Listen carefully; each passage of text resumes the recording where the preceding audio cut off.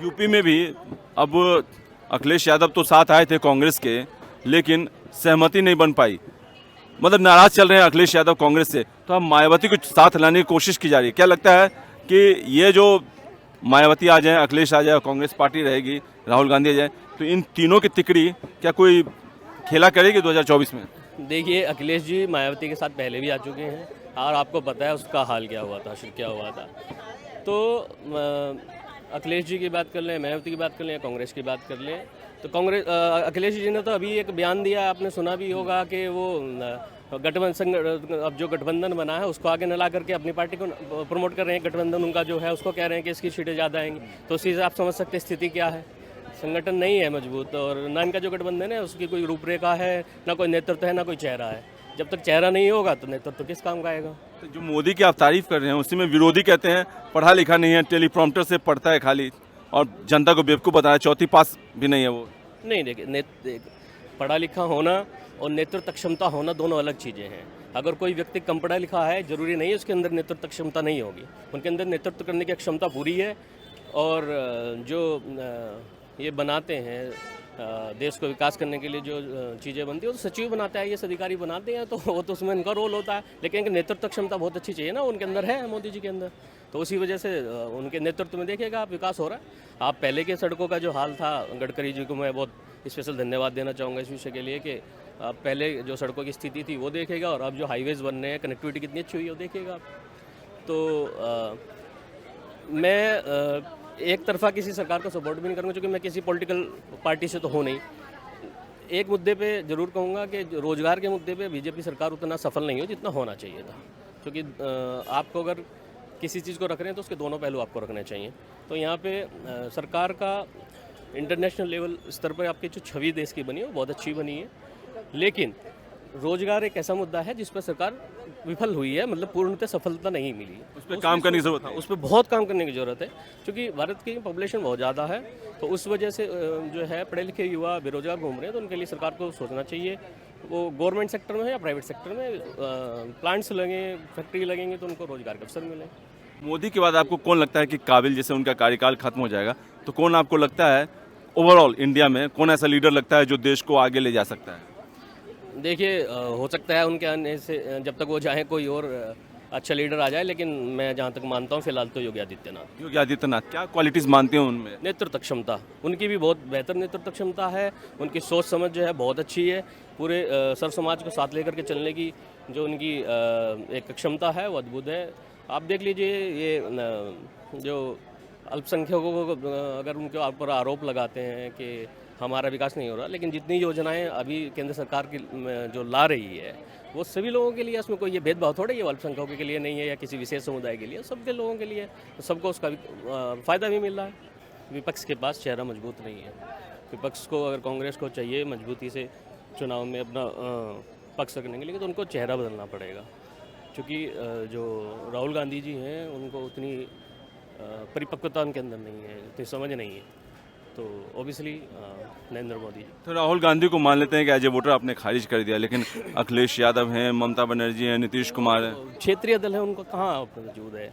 अब वो क्षेत्रीय पार्टी हैं, वो एनसीपी तो है, राष्ट्रीय पार्टी है। नहीं, एनसीपी राष्ट्रीय पार्टी है, बट उसके पास उतना मजबूत संगठन और पूरे देश में उसका नेतृत्व है कहाँ। तो अगर ये इन्होंने जैसे गठबंधन बनाया, अभी उसी में फूट पड़ी हुई है। अपना जो इंडिया के नाम से उन्होंने गठबंधन बनाया है, तो उसमें आपस में फूट पड़ी हुई है। अभी तक सीटों के बंटवारे नहीं हो पाए हैं, तो वो बहुत बड़ा फैक्टर है। ये बताइए 2024 में एज ए वोटर आप किसको देखना चाहते हैं पीएम? माननीय अपने जो सरकार अभी हमारी केंद्र में चल रही है हमारे जो प्रधानमंत्री जी हैं जिनके नेतृत्व में अच्छे काम हो रहे हैं अभी, नरेंद्र मोदी जी, हम तो उन्हीं को देखना चाहेंगे। क्योंकि आप सड़कों की बात कर लीजिए, रोजगार की बात कर लीजिए, सभी एरिया में काम हुआ, क्षेत्र में काम हुआ, तो जब काम सही हो रहा तो हम धोनी को देखना चाहेंगे। दूसरी बात यह है कि विपक्ष के पास चेहरा मजबूत नहीं है। विपक्ष को अगर कांग्रेस को चाहिए मजबूती से चुनाव में अपना पक्ष रखने के लिए, तो उनको चेहरा बदलना पड़ेगा। क्योंकि जो राहुल गांधी जी हैं उनको उतनी परिपक्वता उनके अंदर नहीं है, उतनी समझ नहीं है। तो ऑब्वियसली नरेंद्र मोदी। तो राहुल गांधी को मान लेते हैं कि एज ए वोटर आपने खारिज कर दिया, लेकिन अखिलेश यादव हैं, ममता बनर्जी हैं, नीतीश कुमार हैं। क्षेत्रीय दल है, उनको कहाँ वजूद है। अब वो क्षेत्रीय पार्टी हैं, वो एनसीपी तो है, राष्ट्रीय पार्टी है। नहीं, एनसीपी राष्ट्रीय पार्टी है, बट उसके पास उतना मजबूत संगठन और पूरे देश में उसका नेतृत्व है कहाँ। तो अगर ये इन्होंने जैसे गठबंधन बनाया अभी उसी में फूट पड़ी हुई है। अपना जो इंडिया के नाम से इन्होंने गठबंधन बनाया है तो उसमें आपस में फूट पड़ी हुई है, अभी तक सीटों के बंटवारे नहीं हो पाए हैं, तो वो बहुत बड़ा फैक्टर है। तो आपको लगता है जो विधानसभा चुनाव में इन लोगों में सीट बंटवारे में आपस में सहमति नहीं बन पा रही है, तो ये लोकसभा चुनाव में कैसे बनेगी और ये 2024 से पहले ही बिखर जाएगा? बिल्कुल बिखर जाएगा, वो तो दिख रहा है। तो इन लोगों में सहमति बनने वाली नहीं है। पहले भी इसी तरीके से इन्होंने गठबंधन जब बने हैं तो मेन मुद्दा तो सीटों के बंटवारे को लेकर के तो है, और उसी में सहमति बनी नहीं रही है, तो फिर गठबंधन कैसा रहेगा। यूपी में भी अब अखिलेश यादव तो साथ आए थे कांग्रेस के, लेकिन सहमति नहीं बन पाई, मतलब नाराज चल रहे हैं अखिलेश यादव कांग्रेस से। तो अब मायावती को साथ लाने की कोशिश की जा रही है। क्या लगता है कि ये जो मायावती आ जाए, अखिलेश आ जाए, कांग्रेस पार्टी रहेगी, राहुल गांधी आ जाए, तो इन तीनों की तिकड़ी क्या कोई खेला करेगी 2024 में? देखिए, अखिलेश जी मायावती के साथ पहले भी आ चुके हैं और आपको पता है उसका हाल क्या हुआ था, आखिर क्या हुआ था। तो अखिलेश जी की बात कर लें, मायावती की बात कर लें, कांग्रेस की बात कर लें, तो कांग्रेस अखिलेश जी ने तो अभी एक बयान दिया, आपने सुना भी होगा कि वो गठबंधन, अब जो गठबंधन बना है उसको आगे न ला करके अपनी पार्टी को प्रमोट कर रहे हैं। गठबंधन उनका जो है उसको कह रहे हैं कि इसकी सीटें ज़्यादा आएंगी, तो उसी से आप समझ सकते हैं स्थिति क्या है। संगठन नहीं है मजबूत, और ना इनका जो गठबंधन है उसकी कोई रूपरेखा है, ना कोई नेतृत्व है, ना कोई चेहरा है। जब तक चेहरा नहीं होगा तो नेतृत्व किस काम का आएगा। तो जो मोदी की आप तारीफ कर रहे हैं उसी में विरोधी कहते हैं पढ़ा लिखा नहीं है, टेलीप्रॉम्प्टर से पढ़ता है खाली, और जनता को बेवकूफ़ बताया, चौथी पास भी नहीं है वो। नहीं, देखिए, पढ़ा लिखा होना और नेतृत्व क्षमता होना दोनों अलग चीज़ें हैं। अगर कोई व्यक्ति कम पढ़ा लिखा है, जरूरी नहीं है उसके अंदर नेतृत्व क्षमता नहीं होगी। उनके अंदर नेतृत्व करने की क्षमता पूरी है, और जो ये बनाते हैं देश को विकास करने के लिए जो चीज़ें बनती है, वो तो सचिव बनाता है, ये अधिकारी बनाते हैं, तो वो तो उसमें इनका रोल होता है। लेकिन नेतृत्व क्षमता बहुत अच्छी चाहिए ना, उनके अंदर है, मोदी जी के अंदर। तो उसी वजह से उनके नेतृत्व में देखिएगा आप विकास हो रहा है।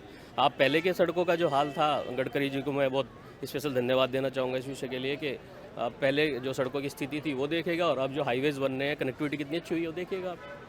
तो मैं एक तरफा किसी सरकार को सपोर्ट भी नहीं करूँगा, क्योंकि मैं किसी पॉलिटिकल पार्टी से तो हो नहीं। एक मुद्दे पे जरूर कहूँगा कि रोजगार के मुद्दे पे बीजेपी सरकार उतना सफल नहीं हो जितना होना चाहिए था, क्योंकि आपको अगर किसी चीज़ को रख रहे हैं तो उसके दोनों पहलू आपको रखने चाहिए। तो यहाँ पे सरकार का इंटरनेशनल लेवल स्तर पर आपकी जो छवि देश की बनी है वो बहुत अच्छी बनी है, लेकिन रोजगार एक ऐसा मुद्दा है जिस पर सरकार विफल हुई है, मतलब पूर्णतः सफलता नहीं मिली। उस पर काम करने की जरूरत है। उस पर बहुत काम करने की ज़रूरत है, क्योंकि भारत की पॉपुलेशन बहुत ज़्यादा है, तो उस वजह से जो है पढ़े लिखे युवा बेरोजगार घूम रहे हैं, तो उनके लिए सरकार को सोचना चाहिए। वो गवर्नमेंट सेक्टर में या प्राइवेट सेक्टर में प्लांट्स लगें, फैक्ट्री लगेंगे तो उनको रोजगार के अवसर मिले। मोदी के बाद आपको कौन लगता है कि काबिल, जैसे उनका कार्यकाल खत्म हो जाएगा, तो कौन आपको लगता है ओवरऑल इंडिया में कौन ऐसा लीडर लगता है जो देश को आगे ले जा सकता है?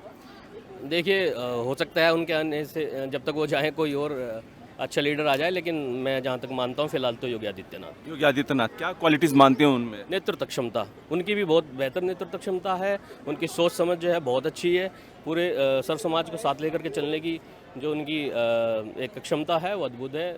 आप देख लीजिए, ये जो अल्पसंख्यकों को अगर उनके ऊपर आरोप लगाते हैं कि हमारा विकास नहीं हो रहा, लेकिन जितनी योजनाएं अभी केंद्र सरकार की जो ला रही है वो सभी लोगों के लिए, उसमें कोई ये भेदभाव थोड़ा ये अल्पसंख्यकों के लिए नहीं है या किसी विशेष समुदाय के लिए, सबके लोगों के लिए, तो सबको उसका फ़ायदा भी मिल रहा है। IITN केजरीवाल के विषय में क्या कहना चाहें, जो कहते हैं कि मैं बहुत पढ़ा लिखा हूँ और देखो देश को कहाँ से कहाँ ले जाऊँगा अगर मुझे मिला जाए, सत्ता मिले मुझे तो? देखिए, वो अभी एक बहुत बड़ा लंबा रास्ता उनको तय करना पड़ेगा। पढ़े लिखे हैं नो डाउट, और बट राजनीति में नेतृत्व क्षमता एक अलग चीज़ है। केजरीवाल जी के अगर दिल्ली की मैं बात करूं तो दिल्ली में कुछ अच्छे कार्य भी हैं, शिक्षा के क्षेत्र में अच्छा कार्य किया है और हॉस्पिटल पे बहुत अच्छा काम हुआ है, लेकिन ऑल ओवर जो देखा जाए देश को चलाने की क्षमता भी उनके अंदर नहीं है, उसके लिए उनको बहुत लंबा रास्ता है। जैसे ये मुफ्त की जो सियासत उन्होंने स्टार्ट की है, जिसका बाकी लोग भी, पार्टियां भी अनुकरण करती हैं कि मुफ्त शिक्षा, मुफ्त स्वास्थ्य, मुफ्त बिजली, मुफ्त पानी,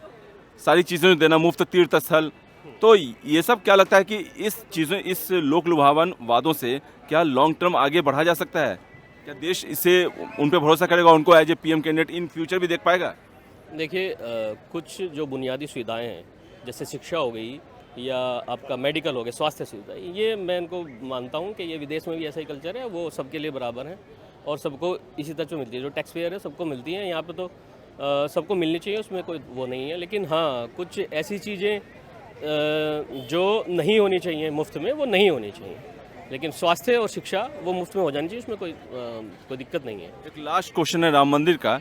राम मंदिर के उद्घाटन को लेकर मोदी को न्योता भेजा गया है, तो बाकी जो मोदी विरोधी हैं या जो बाकी राजनीतिक पार्टियां हैं, उनका ये कहना है कि राम मंदिर तो सिर्फ बीजेपी का तो है नहीं, तो सिर्फ मोदी को ही क्यों न्योता दिया गया, बाकी पार्टियों को क्यों नहीं दिया गया? हमें भी न्योता दिया जाना चाहिए। मोदी को ही स्पेशली क्यों न्योता दिया गया? किसने दिया है न्योता, किसने दिया है? ट्रस्ट ने दिया है, मंदिर ट्रस्ट जो वहाँ पे जो संभाल रही है कार्य। नहीं, मैं इस पे कहना चाहूँगा कि न्योता सबको देना चाहिए। मंदिर किसी न धर्म का न समुदाय का, सिर्फ जो उसमें इच्छुक हो जाने का उसको सबको देना चाहिए न्योता, उसमें कोई वो नहीं है। अगर नहीं दिया है ट्रस्ट के द्वारा तो सबको देना चाहिए, विपक्ष को भी देना चाहिए।